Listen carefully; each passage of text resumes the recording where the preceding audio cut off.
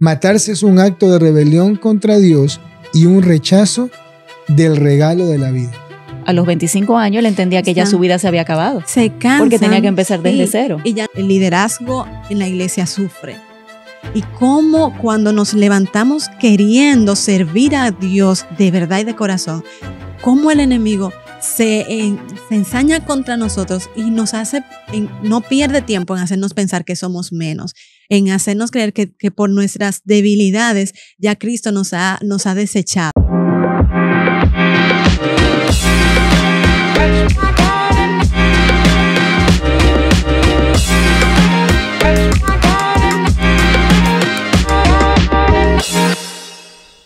Esto es A Propósito Podcast. Buenos días, buenas tardes y buenas noches. Y buen provecho. ¿Pero qué me está pasando? Sí, es verdad, ¿no? Hay que darte comida. Sí, creo que sí. Un buen sancocho. Buen provecho. Miren, hoy vamos a hablar de un tema pero muy difícil. Y es una pregunta que se hace mucho. ¿El suicidio es pecado? Sí, es un tema muy delicado y muy sensible. Y es algo que nosotros tenemos que hoy adentrarnos y ver qué es lo que la palabra nos enseña y qué es lo que nosotros hemos aprendido en el caminar con Cristo. ¿Qué es lo que la palabra nos enseña acerca de esa realidad y cómo nosotros podemos ser de bendición a otros en esos procesos tan difíciles en donde el ser humano siente que no tiene valor y los procesos de la vida los hace llegar a pensar de que la única opción que tienen es atentar contra sus vidas? Para adentrarnos en el tema, primero quisiera contar algo. Estadísticamente hablando, los números acerca de los suicidios son escalofriantes. Sí. La Organización Mundial de la Salud dice que cada año más de 720,000 personas fallecen por suicidio en el mundo. Pero escuchen esto. El suicidio es la tercera causa de defunción entre las personas. ¿Saben de qué edades? De los 15 a los 29 años. Listo. El 73% de los suicidios ocurren en países de ingresos bajos y medianos. Otra cosa también que nos dábamos cuenta acerca de los suicidios es que muchas personas sienten que la causa principal por la cual atentan contra sus vidas es porque piensan que ya no le encuentran valor a lo que están viviendo. Claro.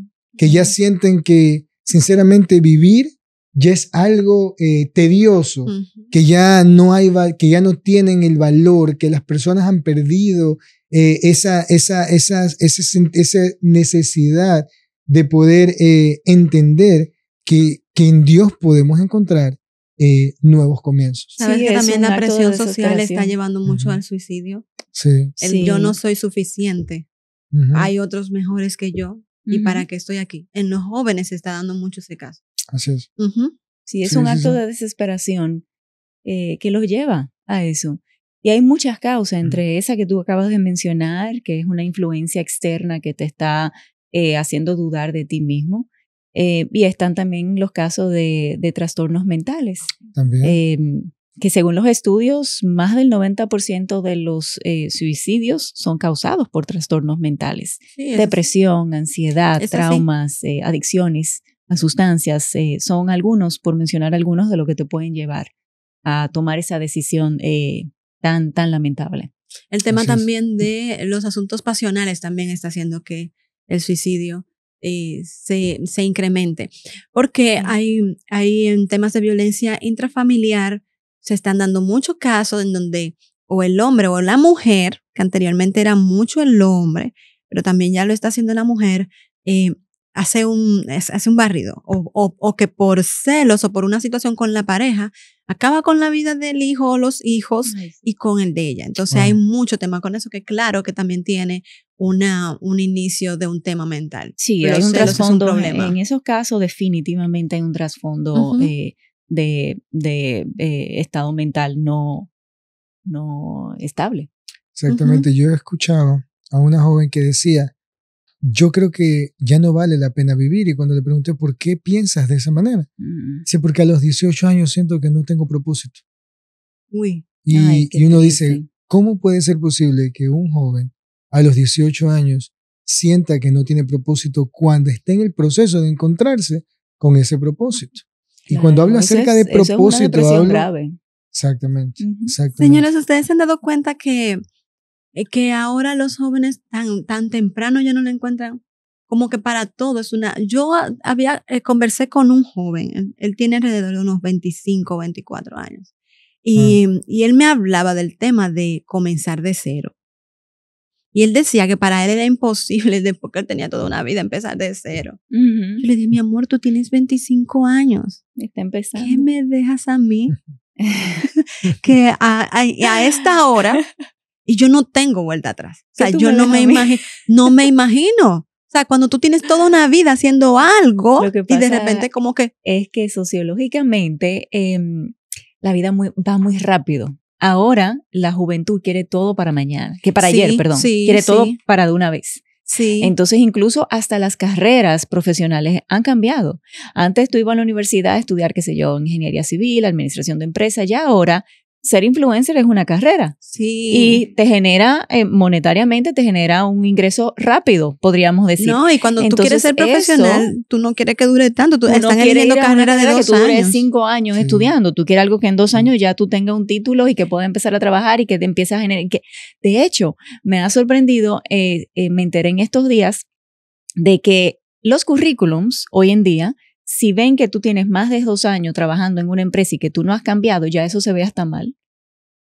Y yo me quedé en shock cuando antes se suponía que si tú tenías una estabilidad en una empresa, en una posición, que fuiste creciendo y que te mantuviste, eso era estabilidad. Sin embargo, me enteré que ahora es lo contrario. Ahora los currículums, la gente quiere ver movimiento, que tú fuiste aquí, que hiciste esto, que hiciste aquello. Y eso es lo que está haciendo que estos jóvenes que están creciendo ven esa rapidez, entonces quieren también todo para de una vez. Por eso a los 25 años él entendía que ya su vida se había acabado. Se cansan. Porque tenía que empezar desde cero. Y ya no tienen qué más hacer y listo. Sí. Vivimos en lo que se denomina, y esto es otro tema, ¿no? Lo que es la generación de cristal. Sí. Esa generación que si no cumple sus sueños, siente que están viviendo en derrotas. Y no entienden el valor de que quizás si una puerta no se abre, seguir tocando puertas y seguir hacia adelante. Y yo creo que eso también se genera en base a ese cuidado excesivo que en muchas ocasiones nosotros como padres hacemos con nuestros hijos. Por ejemplo, vayamos a nivel de la historia nuestra.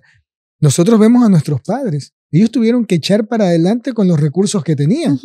No había tiempo para quejarse. Claro. Era tiempo de accionar y darse cuenta qué es lo que podían hacer con lo que Dios les había proveído. Exacto. Y nos damos cuenta que cuando las personas de nuestros países emigran a los Estados Unidos, la mínima oportunidad es una bendición. Sí. Pero hoy nuestros hijos tienen múltiples oportunidades para crecer, pero sienten, ay, yo no sé qué quiero.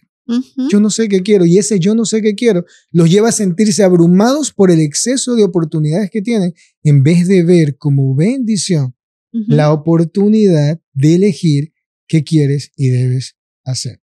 Entonces ahí nosotros nos damos cuenta que el ser humano comienza a tener esos desequilibrios psicológicos en el decir, wow, yo siento que la vida no vale la pena, y comenzamos a darnos cuenta que le pierden valor, sentido a las cosas. Exactamente, y sentido a las cosas. Y rápidamente, no tengo el número exacto del porcentaje, pero definitivamente en los últimos años el nivel de depresión, la cantidad de depresión y de ansiedades que se están viendo en las terapias ha crecido increíblemente. Y todo tiene que ver con cómo se está llevando la vida hoy en día, con esa rapidez y con lo que se quiere conseguir y que todo el mundo quiere ser famoso y que todo el mundo quiere ser reconocido. Eso. Entonces, claro que va a haber un ataque directamente a aquellos que quizás son un poco más inseguros, a aquellos que necesitan algún tipo de atención psicológica porque quizás están pasando por una depresión que puede empezar leve, pero de repente ya es grave por descuido, porque no se ha atendido a tiempo. Entonces, la sociedad está llevando a muchas personas a lamentablemente tomar esas decisiones. No quiero culpar a nadie, pero es una realidad. vemos como la sociedad está cambiando. Y no nos damos cuenta de la importancia entonces de poder enfatizar e infundir en valores para esta nueva generación que va creciendo, en enseñarles qué es lo que en el ser humano genera bases sólidas, convicciones claras, tener fundamentos sólidos, para que puedan entender esta realidad. Miren, yo estaba haciendo un análisis de qué piensan o qué enseñan las principales religiones en el mundo acerca de este tema del suicidio. O sea, cuando nosotros vemos y comenzamos a estudiar las religiones, ¿qué es lo que ellos enseñan a sus comunidades acerca de si el suicidio es pecado o no? Por ejemplo, el Islam dice que el suicidio es uno de los más grandes pecados, que eso es algo imperdonable. Es prohibido. Prohibido. Para el judaísmo... Pero mira la dicotomía. Bueno, sigue. Miren, para el judaísmo es un pecado muy serio. Miren lo que dijo un rabino llamado Grady. El suicidio es un pecado muy serio, quizás peor que el asesinato. Matarse es un acto de rebelión contra Dios y un rechazo del regalo de la vida. Así lo miran ellos. El Islam, uno de los más grandes pecados, y el judaísmo como en la desvalorización del regalo que Dios nos da, que no nos pertenece, pero por gracia lo tenemos, que es la vida. Culturas que le dan, que dan carácter de héroes a aquellos que se inmolan. Sí, exacto. Sí. Más sin por embargo, una creencia. Entonces, mira, pero atentar contra ti por una decisión tuya es pecado. Así es. Por tu creencia, por lo que eres, morir, eso es una virtud. Eso, entonces, realmente creo que es muy bueno que en nuestros países se hable del tema. La iglesia habla muy poco del tema del suicidio. Sí. No lo ve. Y creo que casi como es como un tema tabú. Y creo que en el momento que estamos viviendo ahora, debe de abarcarse ese tema. Hay mensajes que son muy necesarios para aquello de cuidar nuestra mente y fortalecer nuestros pensamientos, nuestra mente, nuestro corazón. Y a veces quizás no lo tomamos tan en serio. No digo las iglesias, nosotros como iglesia. Y este tema es muy necesario, por lo mismo que hemos estado hablando, que los jóvenes fácilmente se desaniman en cuanto a las cosas que tienen que hacer. Y mira que no es un tema nuevo en la juventud. Como cristianos llega un momento en el que uno dice, ya, Señor, ya hay cosas que ya tú me has dicho tanto que ni siquiera yo no te estoy obedeciendo. Ya mi vida no tiene sentido. Hay muchas personas que han vivido ese momento. Yo recuerdo el testimonio de una chica que decía que ella se encontraba en una depresión, sumida en una depresión tan seria que ella no tenía voluntad de nada y paró al hospital y que no podía moverse, no podía hablar, pero que escuchó una voz que se acercó a sus oídos y le infundió ánimo y le dijo, yo estoy contigo, yo necesito que te levantes, tenemos que conversar, tenemos que hablar de ese Dios que conocemos. Y ella dice que esa fue la única voz que pudo escuchar allá en la distancia donde estaba su mente alojada, que quería evadir todo. Señores, y yo decía, qué tan importante es estar atento a las personas que nos rodean. Totalmente. Para ustedes como pastores es un tema. Es como darle herramientas al liderazgo en la iglesia para que esté cerca, porque no sabemos en qué momento se está viviendo un tiempo de desánimo, que lo han vivido los grandes hombres de la fe. Claro, Elías vivió ese tema. Está lleno de... También. Claro. Saraí, la esposa de Abraham. Sí, entonces. La esterilidad causó en ella depresión, ansiedad, estrés. No es algo nuevo. La depresión no es algo de ahora. Lo que pasa es que ahora se ve más, nos enteramos más fácil, quizás porque está más abierto el tema. Pero la depresión no es de ahora. La depresión siempre ha existido. Y entender, hermanos, que cuando una persona no tiene valores, ¿verdad? Valores bien fundamentalizados, pues uno se va a llevar conforme a las emociones y los deseos que pasan en el tiempo y maximizamos nuestros procesos. Vamos que decimos, no, esto ya no tiene sentido, la vida no tiene sentido, yo creo que es mejor terminarla. Pero el que conoce a Dios entiende que nuestra vida no nos pertenece. Nuestra vida no nos pertenece. Nuestra vida le pertenece a nuestro Señor.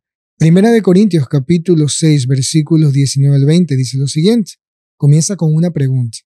¿O ignoráis que vuestro cuerpo es el templo del Espíritu Santo, el cual está en vosotros, el cual tenéis de Dios, y que no sois vuestros?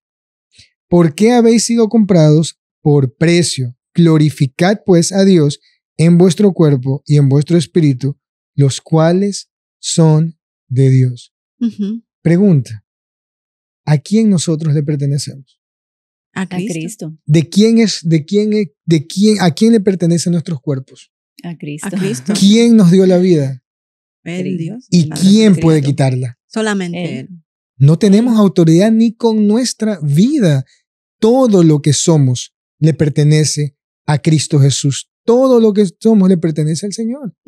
Y cuando nosotros reconocemos esa realidad, ya esa pregunta si el suicidio es pecado o no, yo creo que tiene una respuesta directa. Nosotros no nos pertenecemos a nosotros mismos. Mira, suena hasta redundante lo que acabo de decir. Nosotros le pertenecemos al Señor. Sí. Y eso tiene que llevarnos constantemente. Pero esta realidad, hermanos, únicamente se materializa cuando la palabra vive en nosotros. Así es. Así es. Y el acto es decirle muchas veces al Señor, yo me detengo aquí, no te doy espacio a ti. Así es. Porque no es una decisión que siquiera se consulta con el Señor, porque es lo que queremos. Claro. Yo me detengo aquí, no tengo más fuerzas y ya mi trabajo terminó aquí. Cuando quien sabe dónde termina nuestro trabajo es el Señor. Sí. Es un pecado contra nosotros mismos, es un pecado qué importancia, qué rango de importancia le hemos dado a esa palabra de entrada, entendiendo que nosotros le pertenecemos a Él. ¿Y qué es lo que más predicamos? Cuando queremos alcanzar una vida para Cristo, es lo que le decimos y luego es lo que el enemigo quiere anular en nuestra mente. Ya terminaste, ya tu vida no tiene valor, llegaste hasta aquí. Pero ¿quién nos ha dicho que lo que el enemigo dice puede tener alguna validez? El ejemplo más claro de esto es la consecuencia de lo que sucedió en el Edén. Y mira que no somos nosotros solamente a quien el enemigo se levanta con estas ideas. A Jesús, el enemigo le dijo, pero ven acá. Lánzate, que a sus ángeles enviará para que te cubras. ¿Y qué le dijo Jesús?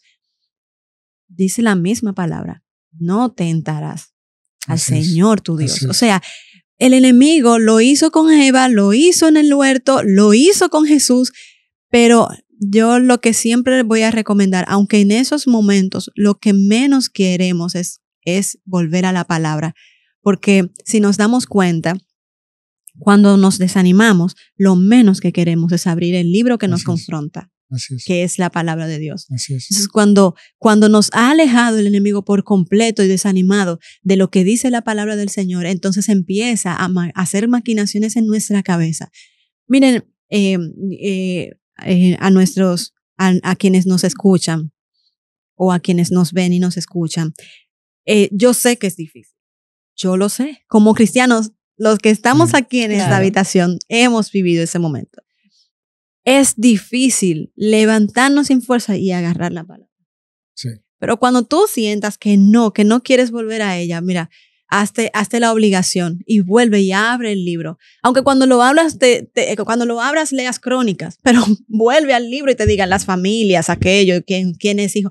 Porque el Señor nos habla. Escuchaba a una mujer predicar y decía, el Señor nos habla hasta citando las descendencias en el libro de Crónicas. Y nos permite ver cómo Él fue ordenando la venida, el nacimiento de Cristo Jesús entre todos esos nombres. Entonces, en esos momentos de oscuridad en que te encuentras, seas cristiano o no, este libro no es solamente para los cristianos, también es para ti. Si no has conocido a Cristo, si estás en ese momento en el que todo lo que piensas te da -0, vuelve al manual. Así es. Vuelve a tu manual de vida y encuentra propósito en Cristo. Sí, Así es. sí, y yo le agrego a eso, como siempre, me urge que la gente tenga esto presente. Todo lo que tú has descrito es síntomas de una depresión.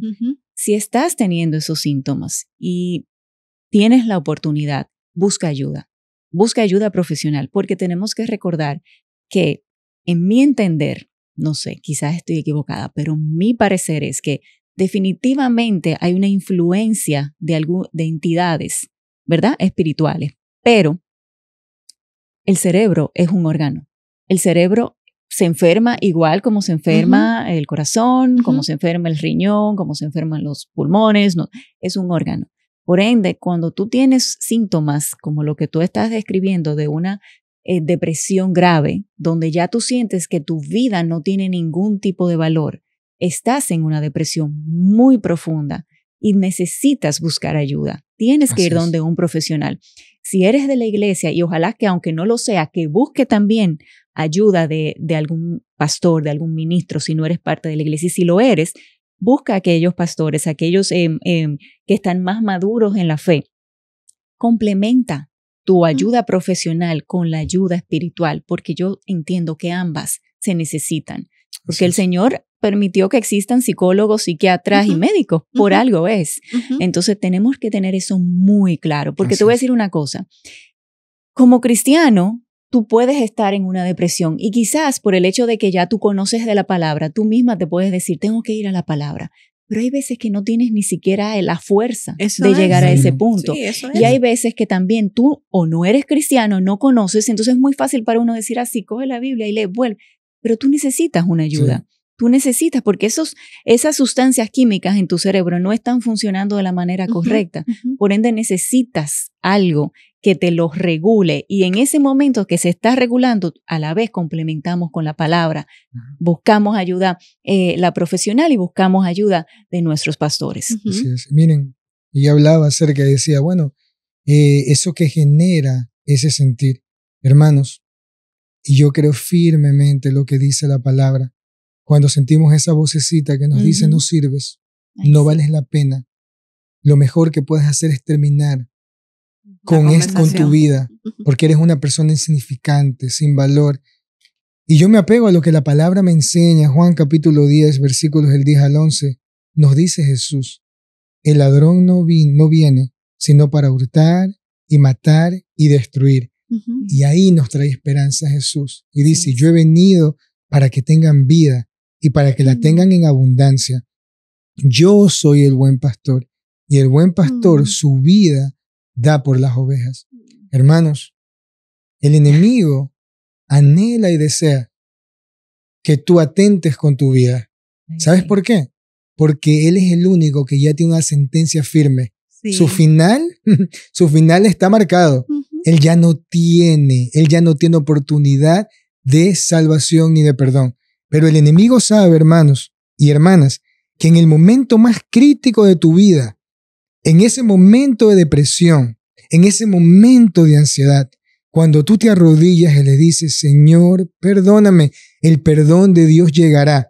Y tú podrás recibir perdón de tus pecados, salvación en Cristo Jesús, y en Él tu adoración llegará y podrás experimentar lo de Dios en tu vida. Por eso el enemigo vino a robar, por eso el enemigo vino a matar, porque él sabe que al poner esas ideas en tu mente, estás atentando contra un plan perfecto que Dios tiene para tu vida. Así es. Eso es lo que el enemigo quiere. El enemigo quiere que entres en depresión para que puedas atentar con el plan perfecto de Dios. Los propósitos y los planes maravillosos que Dios tiene con tu vida. Mira, hermanos, a veces no podemos verlo cuando estamos pasando por el desierto. El desierto nos hace sentirnos insignificantes, como un día se sintió esa mujer egipcia llamada Agar, cuando estaba en el desierto. Pero se le aparece el Señor, el ángel del Señor, y le dice, yo he escuchado tu clamor y te he visto.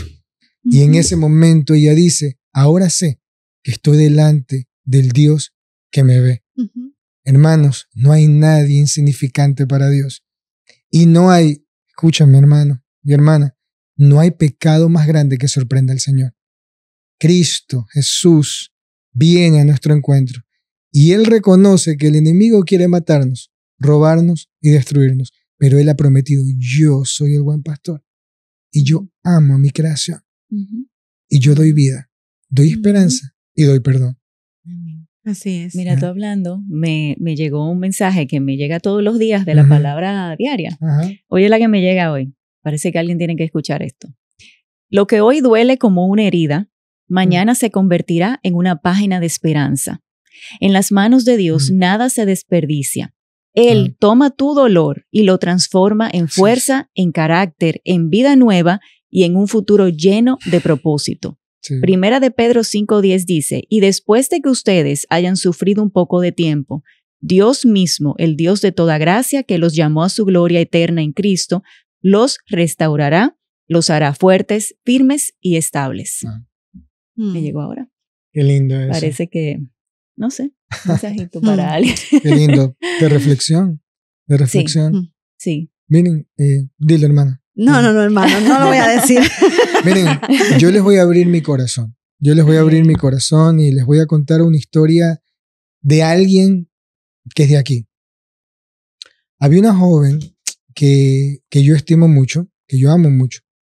Ella estaba lidiando con problemas bien fuertes, bien fuertes. Una persona que se había involucrado en la iglesia desde muy jovencita, desde los 16 años. Cantante, adoradora, predicadora.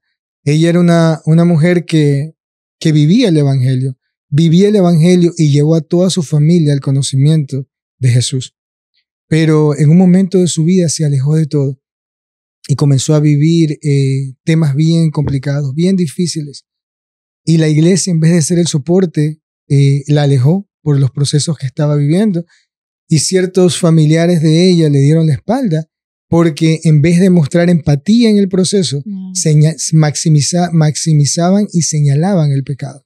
A tal punto que el hermano de esta joven, en vez de poder caminar con ella, lo que hizo fue alejarse de ella y exponerla públicamente porque pensaba que eso era lo correcto, porque el pecado se tiene que confrontar. Esta joven llegó a un punto a sentirse insignificante, como ella lo menciona, y pensar que la vida no tenía valor. Había fracasado en muchas áreas de su vida, había fracasado en la escuela, en la universidad y había fracasado como cristiana. Así se sentía esta mujer. Hasta un día que de tener su propia casa tuvo que regresar a la casa de sus padres para vivir y eso en vez de ser para ella una bendición y un alivio, fue una manera de pensar que estaba en retroceso, que ya la vida en vez de seguir hacia adelante se le había hecho nada. Hasta que en la casa de sus padres esperó que ellos se vayan a trabajar y se quedó sola y tomó un frasco de pastillas y dijo, hasta hoy yo continúo con mi vida. Y dice que ella estaba dispuesta a hacerlo y dijo, ¿sabes qué? A mí nadie me va a detener. Ella no pensó en el dolor que quizás sus padres iban a sentir cuando llegasen a su casa después del trabajo y ver ese cuadro tan horrible. Y dice que cuando ella estaba con las pastillas en la mano para tomarse, alguien estaba tocando la puerta muy fuerte. Ella no quería atender a la puerta, pero siguió tocando la puerta esa persona y ella fue enojada a abrir la puerta y era su hermano.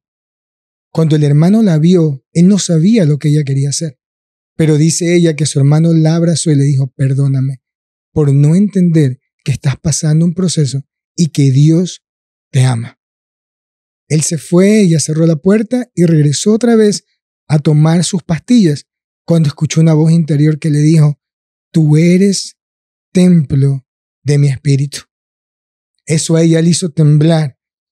Y por último escuchó esa misma voz que le dijo, y me perteneces.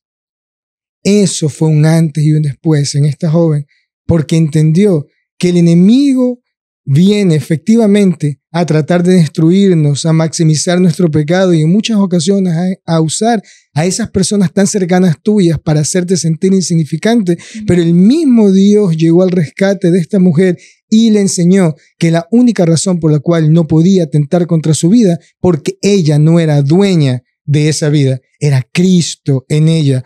Hoy por hoy, ella es una mujer que pudo seguir hacia adelante, sigue sirviendo en la iglesia, tiene familia y es una muestra ferviente que todos tenemos la oportunidad de que Cristo nos cambie nuestra vida. Pero tú que eres cristiano, tú que eres cristiana, tu verdad en medio de la crisis es saber que Dios está contigo. Independientemente de lo lejos que te sientas, tienes que tener la seguridad que tu Dios está cerca. Y que la única razón por la cual no atentas contra tu vida es porque tu vida le pertenece a Cristo Jesús. Es muy difícil tocar este tema y que no nos compungamos porque hemos o escuchado o hemos vivido muy cerca con personas que han manejado estos pensamientos o hemos escuchado a alguna persona que lo ha llevado a cabo. Y mientras hablabas, hermano, yo recuerdo que siempre le pido al Señor, porque para mí esto es un tema que yo siento como que ninguno nos escapamos. Y yo siempre le pido al Señor, a aquellas personas que has puesto a mi alrededor, permíteme ser un reflejo tuyo para ellas. Sí. Y yo a veces le digo al Señor, es muy fácil para mí decir, yo quiero ser un reflejo tuyo con los que no me conocen. Uh-huh. Yo quiero ser un reflejo tuyo para los que me conocen, para los que saben cuáles son mis debilidades, para los que me han visto caer y levantarme, o los que me han visto caer y me han tenido que ayudar a levantarme. Pero le digo al Señor, yo no quisiera escuchar que alguien a mi alrededor llegó un momento en que se sintió sin fuerzas, siquiera para abrir la Biblia, sí, y que tome esta decisión. Porque yo voy a sentir que lo que tú has hecho en mí no estuvo. Yo he visto tanta gente que ha estado para mí en muchos momentos. Yo quiero ser esa persona que esté para alguien que lo necesite en ese momento. Porque como cristiana, que me ha gustado siempre estudiar la palabra, ser parte activa en la iglesia, sé lo que el liderazgo en la iglesia sufre. Y cómo cuando nos levantamos queriendo servir a Dios de verdad y de corazón, cómo el enemigo se ensaña contra nosotros y nos hace, no pierde tiempo en hacernos pensar que somos menos, en hacernos creer que por nuestras debilidades ya Cristo nos ha desechado y en repetirlo tanto que a veces creemos que es el mismo Cristo que nos está hablando, uh-huh, cuando no es así. No. Entonces, eso de ser luz de Cristo para esos compañeros de labor que levantamos la palabra, que levantamos manos, que levantamos brazos, que nos pasamos la vida buscando a quién ayudar, sí, y cómo mostrar a Cristo con otros. Yo le digo, ayúdame a ser también muestra de Cristo para esas personas, porque la lucha es mayor. ¿Cuántos pastores así es toman esta decisión? Porque caen, porque van a ser juzgados. ¿Cuántos líderes de ministerios, cuántos ministerios tan hermosos terminan uh-huh por la mentira del enemigo? Y de verdad, nuestra oración debe ser siempre, Señor, fortaléceme, permite que si yo me siento débil, haya una persona que levante mis manos, que haya un Ur, que haya un Aarón, pero también permíteme ser el Ur, el Aarón para otros. Qué lindo, la verdad. Bueno, Oscar, yo creo que hemos llegado a un minuto muy importante, sí, ¿verdad que sí? Sí. Vamos a... Gilda, No. Wow. Ay, es más difícil. La realidad es que todos vamos a lidiar con problemas difíciles en esta vida. La palabra es clara, en el mundo tendréis aflicción, pero confiad porque yo he vencido al mundo. Hay momentos en la vida que nos sentimos, de nuevo, insignificantes, sin valor, como que nada tiene sentido. Y en muchas ocasiones, muchas personas optan por el suicidio. No vale la pena vivir. Pero hermanos, yo te quiero traer esperanza por medio de lo que Dios me enseña. Él es el único, hermanos, que puede exhalar vida en nosotros. Su palabra nos enseña constantemente que Él vino a darnos vida y vida en abundancia, y reconoce y entiende que tú y yo pasamos por situaciones difíciles en donde pareciera que nos abruma las circunstancias tan tremendas que nosotros vivimos. Pero mira lo que dice Mateo capítulo 11, versículos 28 al 30. esto es para ti. Vengan a mí todos ustedes que están cansados y agobiados. Yo les daré descanso. Carguen con mi yugo y aprendan de mí, pues yo soy apacible y humilde de corazón, y encontrarán descanso para sus almas, porque mi yugo es suave y mi carga es liviana. Dios te hace el llamado. Anda a Él. Busca a Cristo. En medio de la adversidad, en medio de tu dolor, así como esa joven que yo te compartía, cuando ella pensaba que la vida no tenía sentido, el Señor le dijo, tú eres templo de mi espíritu y me perteneces. Si has creído en Cristo Jesús y tu vida le pertenece a Dios, detente. El suicidio no es una opción. Tu vida tiene dueño y es Cristo. Dios le bendiga, mis hermanos. Amén. Quiero invitarte a que te suscribas a nuestro canal de YouTube, dale a la campanita, danos like y déjanos tu comentario.